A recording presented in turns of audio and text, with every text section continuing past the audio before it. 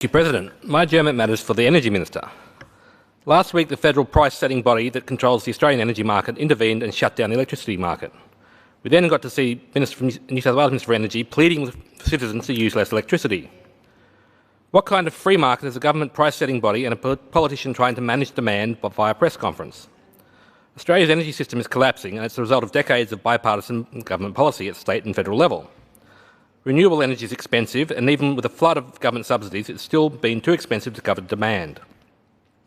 You'll read in newspapers that the cause of the low supply is our coal plants are struggling, breaking down and being decommissioned. Renewable energy advocates pretend this pattern of coal plant failures is from random chance. It's just a coincidence that coal has suddenly begun to fail after decades of reliability. According to them, it has nothing to do with renewable energy or government energy policy. What is actually happening is that electricity companies recognise that it's not worth investing money into maintenance, repair and refurbishment of coal plants when the government is going to shut them down anyway. Regulatory risk has pushed coal into an early grave, by design. We warned that decommissioning our coal production in favour of wind and solar energy would lead to expensive, unreliable energy. And here we are with expensive and unreliable energy. We're surrounded by politically motivated talking heads and journalists who want to convince you that these problems are caused by privatisation or by Russia or by anything except the obvious. The obvious is that the things that we expected to happen are happening. We said that transitioning to renewables would be wildly expensive and consumers would pay the price.